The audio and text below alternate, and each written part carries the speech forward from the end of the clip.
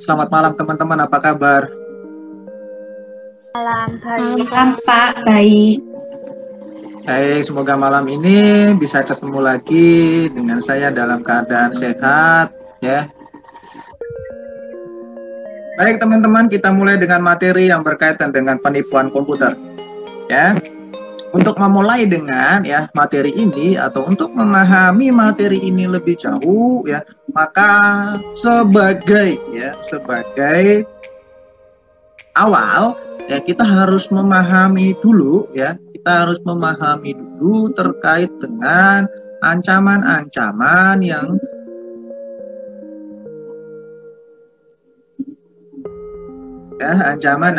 yang berkaitan dengan sistem informasi akuntansi.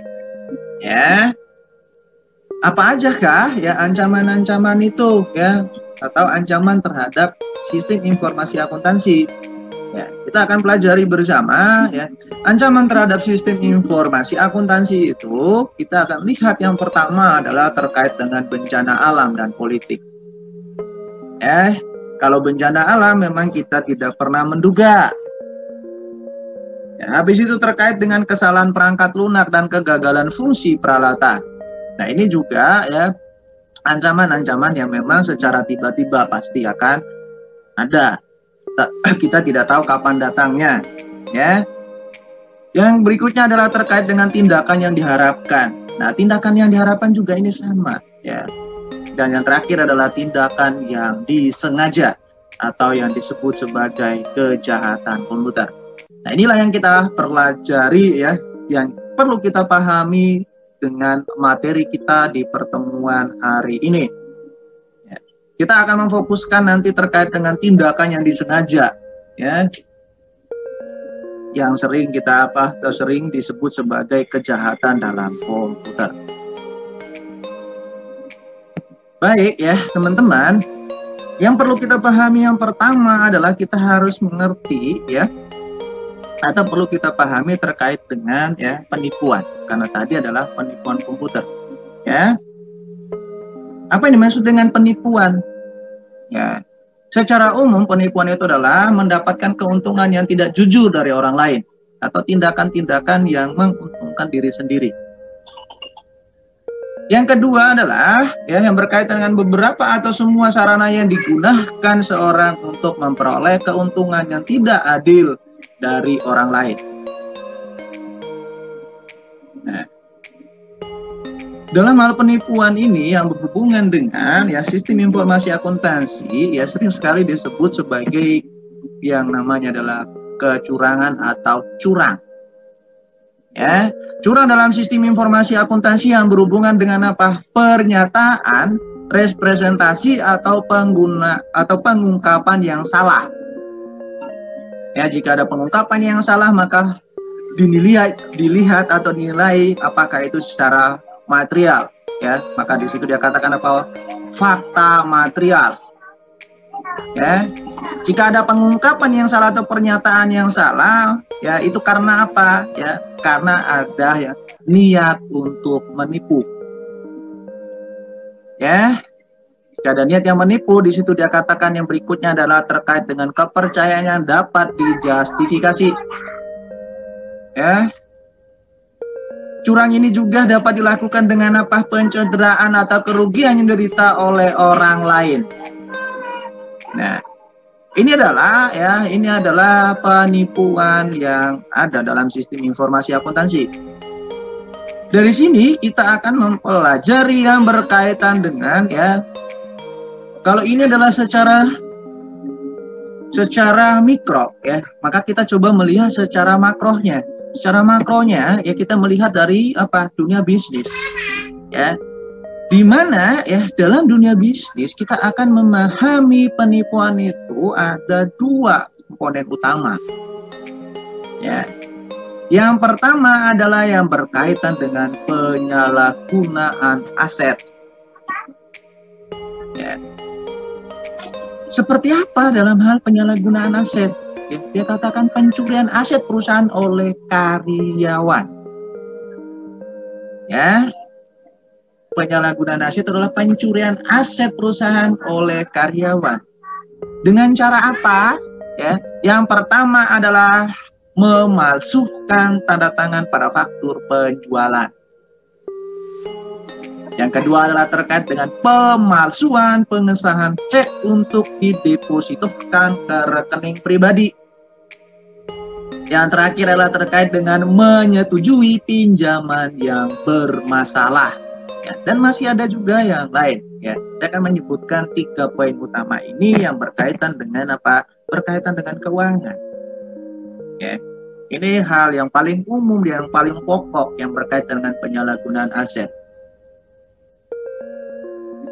Lalu yang kedua adalah terkait dengan penipuan dalam bisnis ini yang berhubungan dengan apa?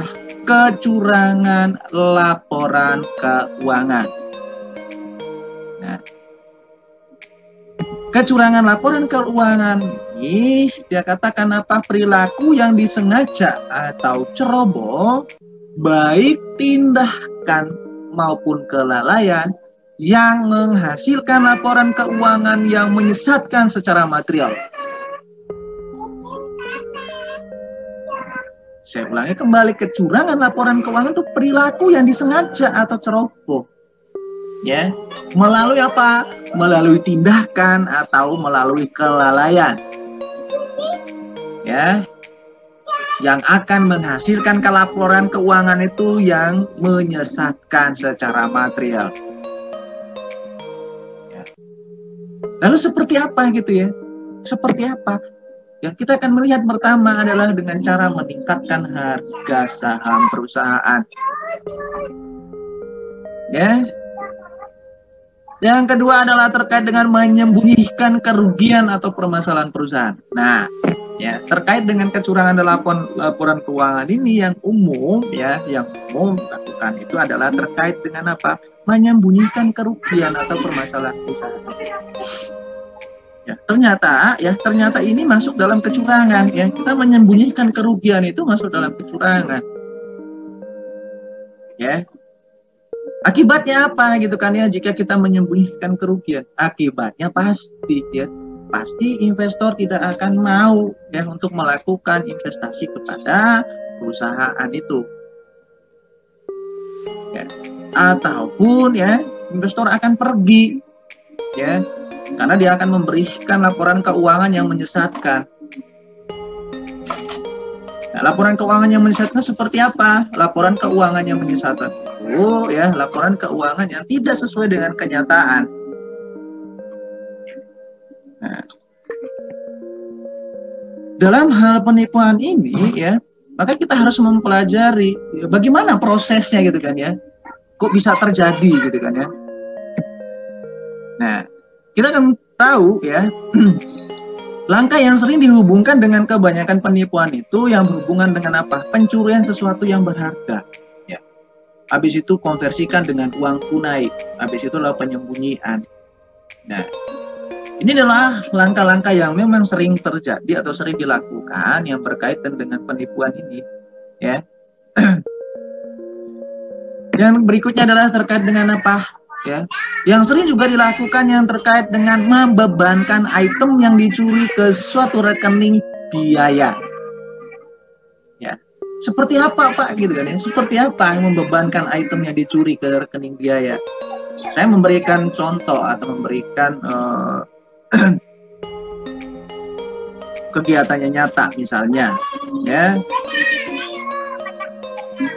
Misalnya dia akan membeli peralatan atau membelikan aset ya, mengeluarkan biaya untuk mendapatkan aset ya dengan biaya sebesar 50 juta.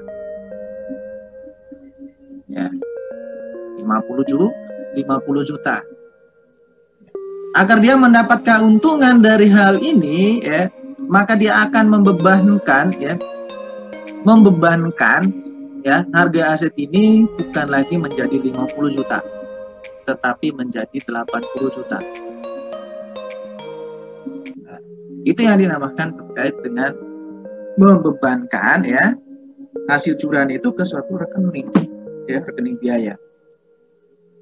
Atau yang berikutnya yang sering terjadi juga adalah yang berkaitan dengan menambahkan sebuah nama fiktif ke catatan penggajian perusahaan. Nah, menambahkan nama fiktif ini juga sering terjadi.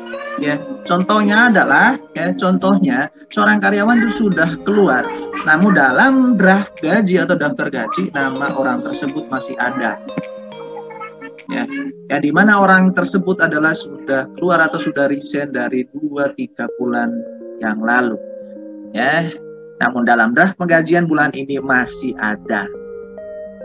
Atau mungkin yang lebih ekstrim adalah orang tersebut tidak pernah bekerja di situ, namun ada nama, ya, ada namanya dalam draft penggajian. Itu yang dimaksud dengan nama fiktif ke dalam catatan penggajian.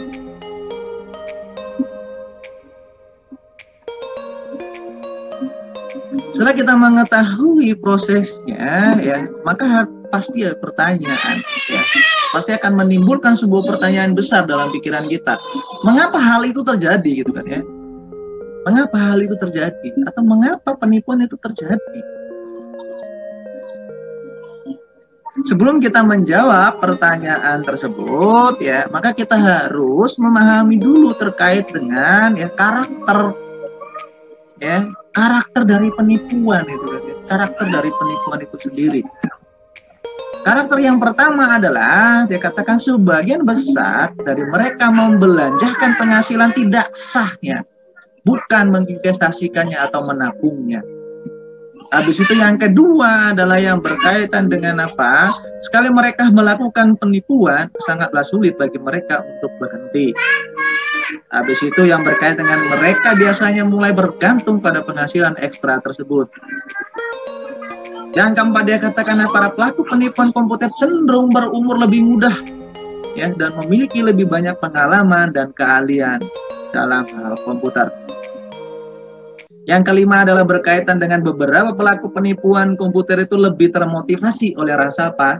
Oleh rasa penasaran dan tantangan untuk mengalahkan sistem. Nah, yang terakhir, ya, karakter yang terakhir dikatakan apa? Pelaku lainnya melakukan penipuan komputer untuk mendapatkan status yang lebih tinggi di antara komunitas pemakai komputer. Nah, inilah karakter, ya. Sebelum kita menjawab terkait dengan mengapa hal itu terjadi, maka kita harus pahami dulu, ya, karakter dari, ya, penipuan itu sendiri.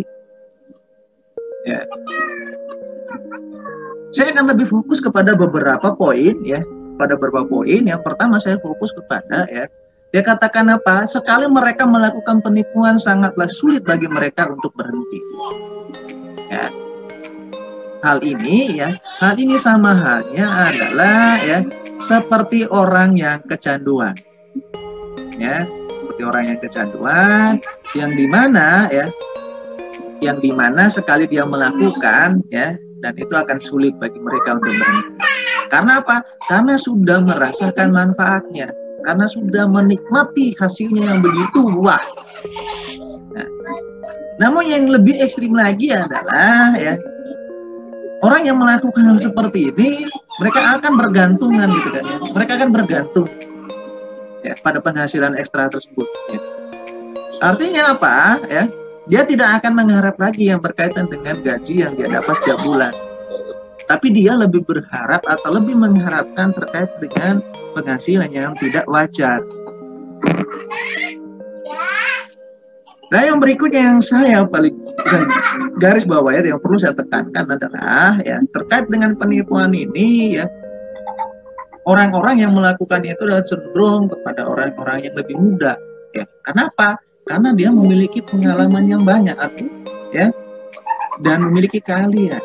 Karena orang yang lebih muda ini juga, ya, sangat cepat beradaptasi, ya, dan sangat cepat untuk menguasai.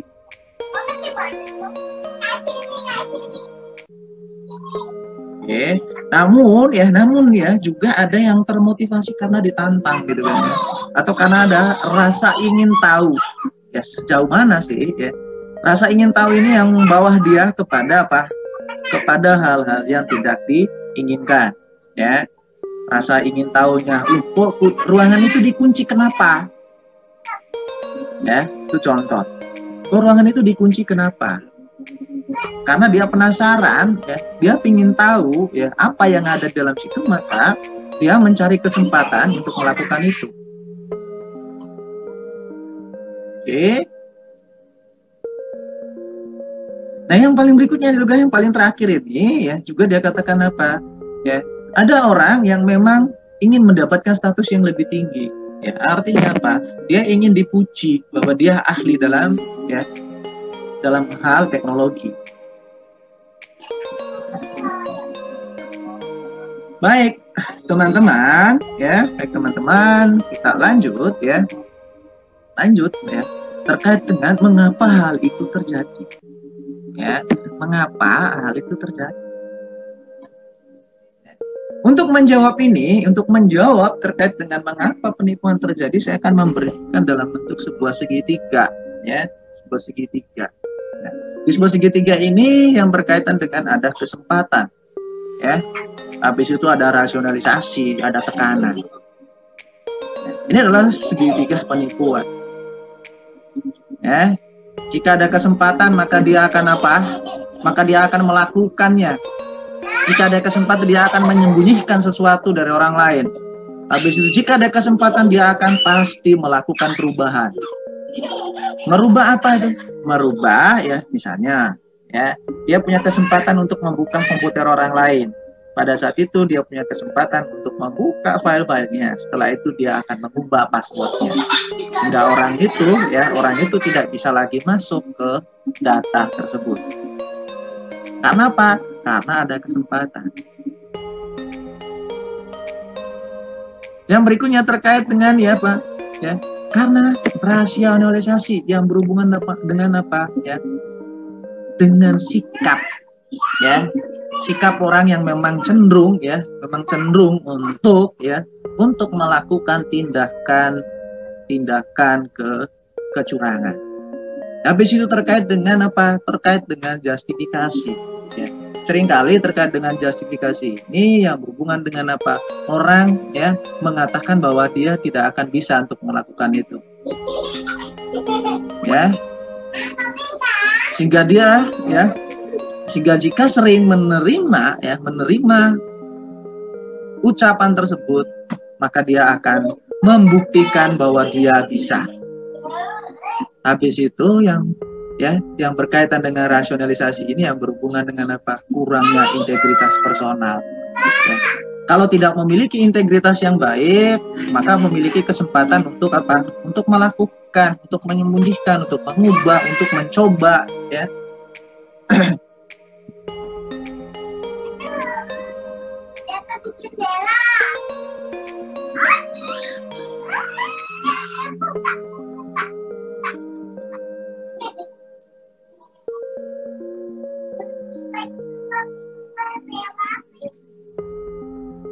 Oke, ya.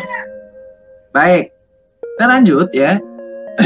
Yang berikutnya adalah terkait dengan mengapa hal itu terjadi ya, atau mengapa penipuan itu terjadi ya. Itu karena apa? Karena adanya tekanan. Ya, karena adanya tekanan. Ya. Jika ada tekanan, maka orang akan mencari atau ya dia akan berusaha untuk keluar dari tekanan tersebut. Yang berkaitan dengan tekanan ini dalam sistem informasi akuntansi atau dalam bisnis ya, yang berhubungan dengan seorang karyawan, ya, seorang karyawan karena ada tekanan terkait dengan keuangan, ya, karena ada tekanan emosional, karena tekanan ada gaya hidup, ya. Jika keuangannya tidak mencukupi, ya, maka dia pasti akan melakukan ya kecurangan. Habis itu karena apa? Karena emosional. Ya, ada memang orang yang memang karena emosi dia akan melakukan itu. Setelah itu dia akan menyesal atas segala perbuatannya. Namun yang paling sadis adalah terkait dengan karena gaya hidup. Ya, di mana di lingkungannya dia itu adalah hanya dia yang tidak memiliki ya barang yang sangat mewah, maka ya bagaimana dia akan bisa bergabung dengan orang tersebut atau bagaimana dia akan menyaingi teman-temannya, maka pasti dia akan melakukan kecurangan. Baik itu kecurangan terhadap keluarganya ataupun yang lain-lain ya. Kalau untuk gaya hidup ini ya tidak hanya dalam hal yang berkaitan dengan keuangan dalam bisnis ya, ini juga seringkali yang berkaitan dengan kehidupan kita sehari-hari terkait dengan gaya hidup ya. Yang berikutnya adalah terkait dengan kita ambil terkait dengan tekanan dalam apa? Dalam hal laporan keuangan ya. Dalam hal laporan keuangan jika ada tekanan ya, maka dia pasti yang pertama tadi yang kita sebutkan itu adalah kecurangan ya, kecurangan laporan keuangan. Ya, seperti apa gitu kan ya? Tekanan yang ada dalam laporan keuangan. Ya, tekanan yang ada dalam laporan keuangan itu yang terkait dengan kondisi keuangan. Ya. Kondisi keuangan yang tidak memungkinkan lagi dalam hal apa? Membiayai operasional. Atau kondisi ya keuangan yang berhubungan dengan cash flow yang tidak terkendali. Yang berikutnya juga adalah terkait dengan laporan keuangan ini adalah dengan apa? Tekanan dengan kondisi industri yang semakin ketat, persaingan yang semakin ketat. Ya. Jika persaingan semakin ketat dan kita tidak mau kehilangan pelanggan, maka kita akan melakukan berbagai macam cara ya. Dengan keadaan seperti ini maka penipuan atau kecurangan dalam komputerisasi atau dalam sistem informasi akuntansi ini akan terbuka lebar. Yang berikutnya adalah tekanan terhadap laporan keuangan ini juga yang berkaitan dengan karakteristik manajemen. Ya, karakteristik manajemen yang memang tidak stabil. Ya, yang akan membuatkan keputusan-keputusan strategi itu selalu berubah-ubah. Sehingga sulit untuk mengontrol terkait dengan keuangan. Jika sulit untuk mengontrol terkait dengan keuangan, maka pasti akan menghasilkan laporan keuangan yang tidak wajar. Atau tadi dia katakan apa? Menghasilkan laporan keuangan yang menyesatkan. Ya. Nah, itulah yang berkaitan dengan apa? Yang berkaitan dengan mengapa penipuan itu terjadi.